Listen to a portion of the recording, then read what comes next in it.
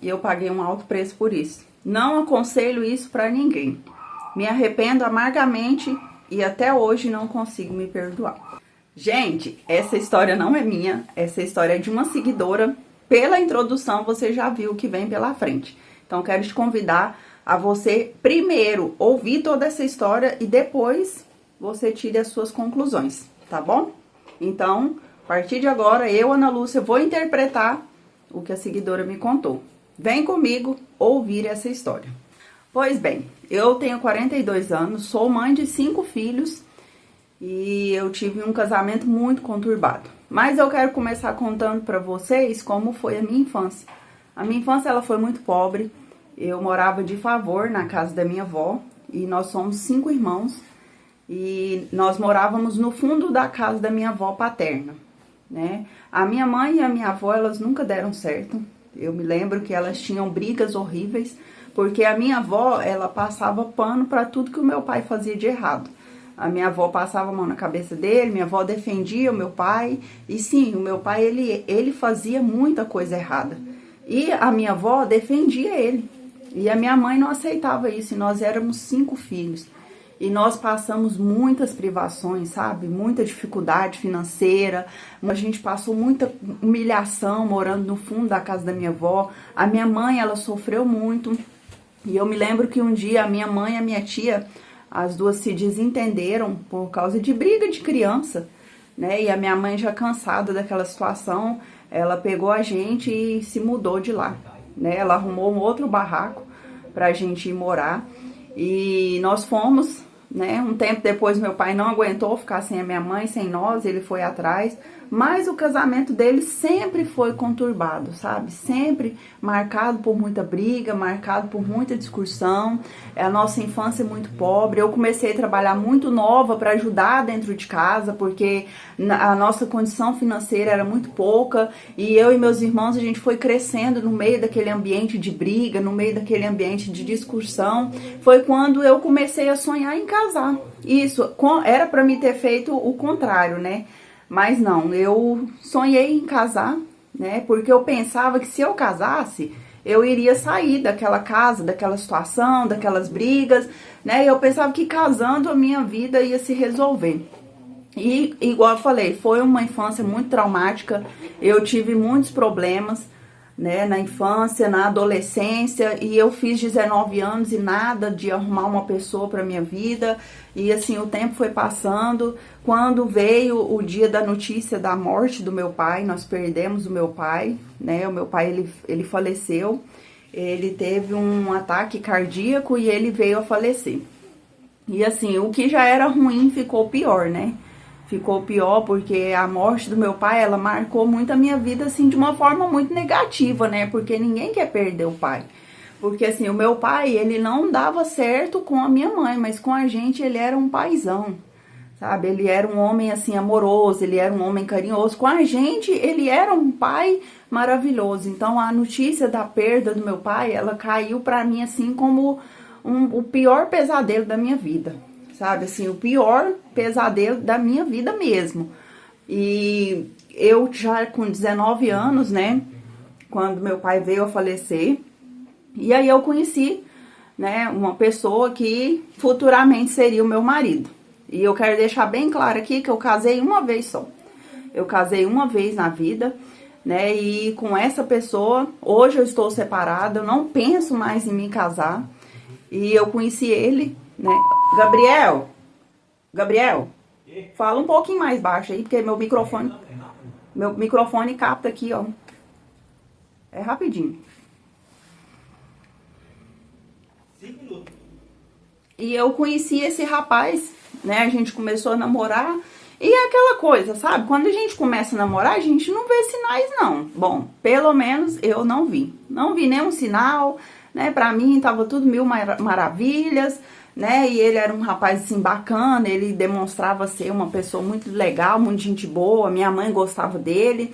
E eu comecei a juntar dinheiro pra casar, porque eu queria casar na igreja, né? Eu queria aquele sonho de menina, né? De casar na igreja, vestido de noiva, e eu sempre trabalhei muito. Igual eu contei, eu trabalhei desde criança porque a minha infância foi muito pobre e os meus pais não tinham condição de cuidar da gente. Então eu comecei a trabalhar e comecei a guardar um dinheirinho, sabe? Todo o salário que eu recebia, eu entregava nas mãos dele, do meu namorado, para ele guardar, pra gente poder conseguir fazer a festa, né? A tão sonhada festa de casamento. E eu me lembro que eu fiquei mais ou menos um ano juntando esse dinheiro. Todo o dinheiro que eu pegava, eu entregava na mão dele para ele guardar. Todo o dinheiro que eu pegava, eu entregava na mão dele. Aí eu fui comprando também o meu enxoval, fui comprando as minhas coisinhas, sabe? Assim, eu fui montando. A gente não tinha casa, a gente alugou uma casa pra gente morar. E a gente conseguiu, na verdade né? Hoje eu vejo que eu consegui comprar poucas coisas e eu fui juntando. E quando chegou o dia, um dia antes do casamento, que eu fui pegar o dinheiro com ele pra pagar a festa, cadê o dinheiro? Isso, cadê o dinheiro? Eu falei pra ele, ô fulano, traz o dinheiro aqui que a mulher do buffet tá esperando pra gente pagar a festa. Não tinha dinheiro. De todo o dinheiro que eu entreguei pra ele guardar, ele me entregou 50 reais. Isso mesmo, um dia antes do nosso casamento. De todo o dinheiro que eu entreguei pra ele, ele me entregou 50 reais num envelope, no mesmo envelope que eu dei pra ele guardar. E eu falei pra ele, cadê o dinheiro? Ele não falou nada, virou as costas, saiu. Eu tinha que pagar a festa e ele tava com 50 reais. Ele gastou o dinheiro. E eu fui correndo atrás de umas pessoas, né, pra me ajudar. Expliquei a situação. Na verdade, até eu inventei uma situação, né, e na hora eu não pensei bem nisso, eu não percebi. E hoje eu percebo que naquela época, na verdade, ele não gostava de trabalhar, ele não parava em emprego nenhum. E como que eu não percebi isso antes, gente? Como? Eu me pergunto até hoje, como que eu não percebi isso antes? Né? E assim, tá bom, me deu 50 reais, mas se fosse somar era muito mais, porque eu estava um ano entregando dinheiro para ele guardar, um dia antes do casamento, e mesmo assim eu casei com ele. Mesmo assim eu casei, faltava um dia para a festa, como que ia fazer, né? Então as pessoas me ajudaram, me emprestou dinheiro, eu paguei o buffet, casamos, fomos morar de aluguel, né, numa casa simples, não tinha muitas coisas, eu trabalhando. E eu me lembro também, outro sinal que teve depois, né, primeiro foi esse, mas teve outros, é porque eu não percebi. Hoje eu reconheço isso. E eu me lembro que a gente se casou e não teve lua de mel. Exatamente. Eu, moça, esperando pra casar, doida pra casar, casamos, ele pegou, né, roubou o meu dinheiro, na verdade, a gente casou e quando foi pra casa não teve lua de mel. Não teve. Ele chegou em casa e foi dormir. No outro dia ele levantou antes de mim, saiu, ligou pra minha irmã e falou pra minha irmã que eles poderiam almoçar lá em casa, que eu iria fazer o almoço, e saiu, e sumiu. Ficou a manhã inteira na rua. E eu sem entender nada, né? Eu pensei, deve que ele tá cansado, né?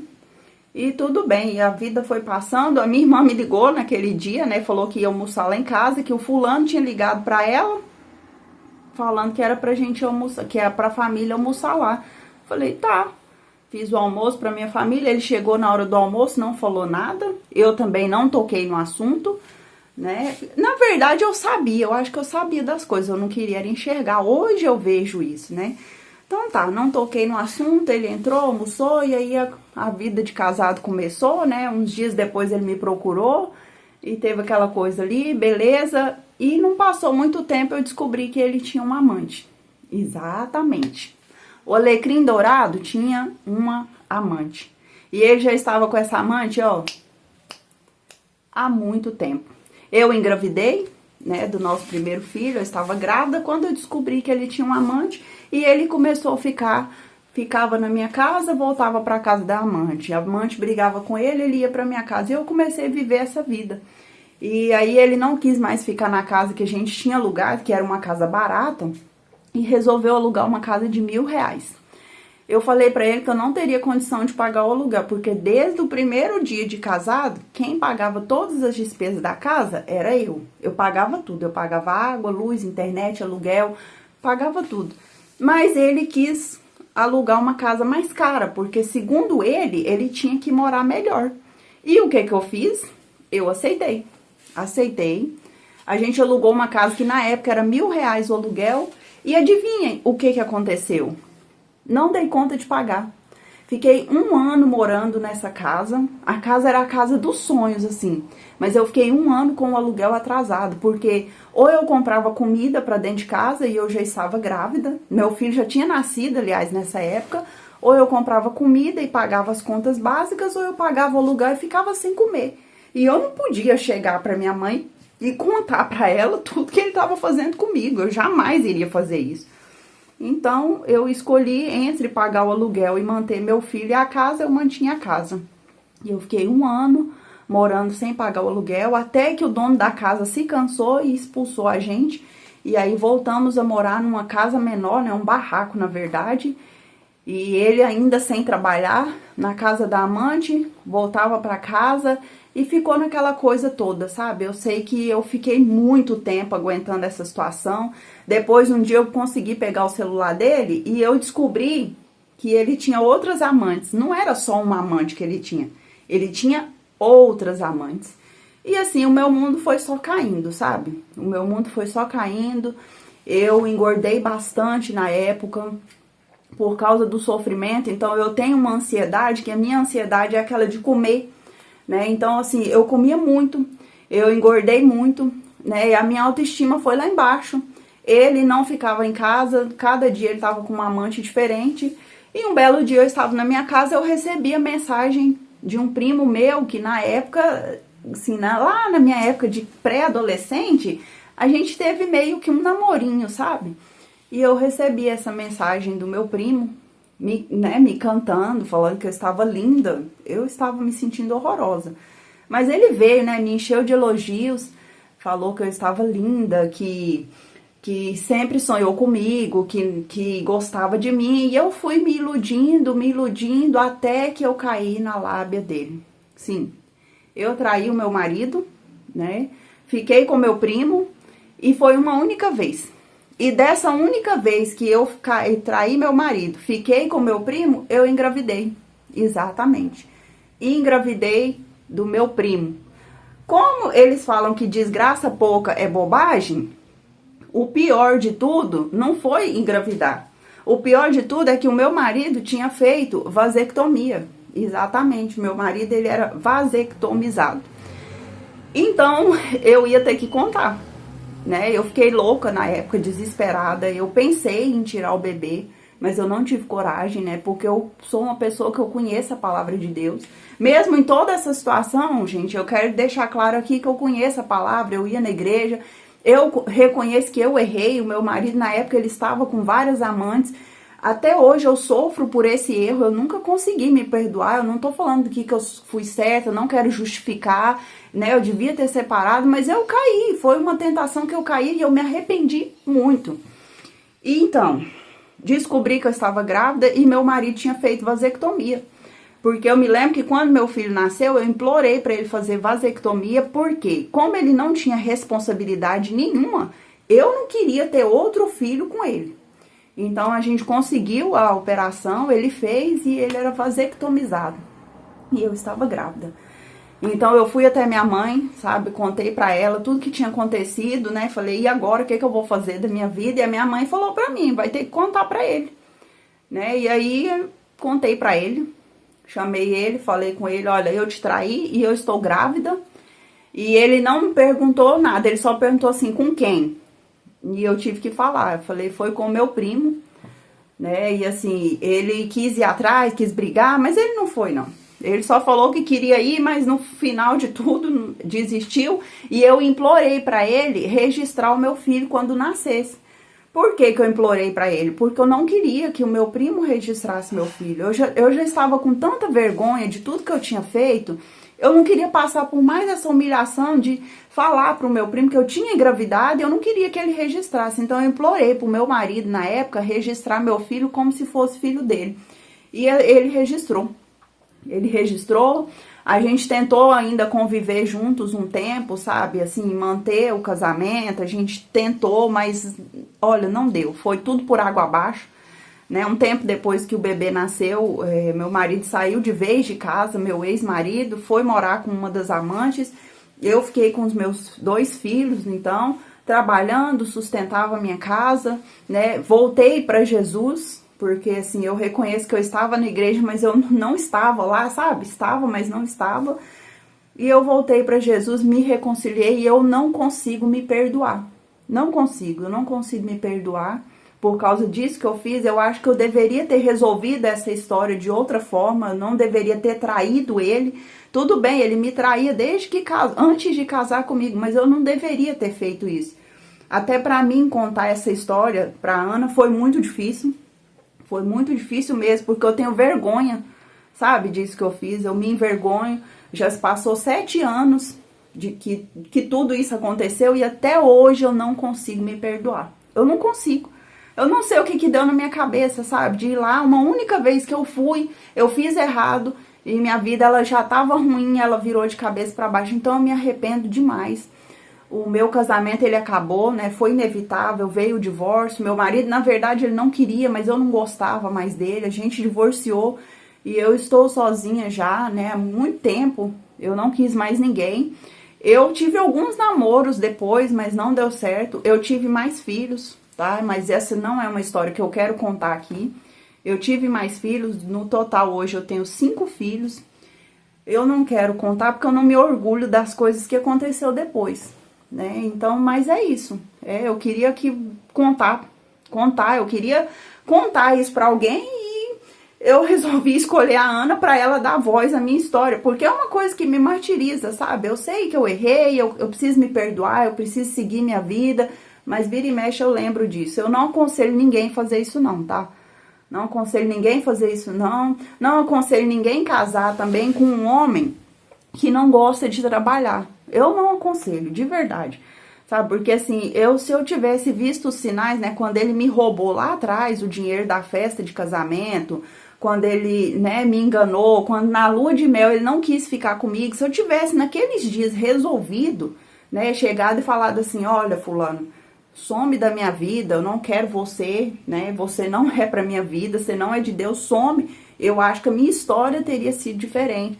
Mas não, eu fui passando pano, sabe, eu fui levando com a barriga, né, acho que a maioria dos brasileiros faz isso, e até chegou onde chegou, né, eu cometi um erro gravíssimo. Me martirizo por isso até hoje. Foi uma única vez, mas de um único dia que eu errei, eu tive que expor, né, para todo mundo da minha família. Eu fiquei muito envergonhada, eu tenho vergonha dessa história, assim, dos meus filhos, eu tenho vergonha das pessoas. Então, eu não aconselho, eu queria frisar isso aqui, eu não aconselho você a conhecer uma pessoa e já casar rápido. Eu não aconselho você, que é mulher, conhecer um homem e se esse homem não gostar de trabalhar, você já ir entregando e casar com ele e falar, ele vai mudar. Não muda, gente, não muda. Eu fiquei anos sustentando meu ex-marido. Foi anos sustentando em tudo. Casa, comida, roupa, aluguel, água, luz, tudo. Ele não colocava R$1 dentro de casa. Hoje eu vivo pela graça de Deus. É Deus que me sustenta. É a misericórdia de Deus na minha vida. Porque se não fosse Deus, eu não daria conta. Sabe? E assim, é isso, essa é a minha história.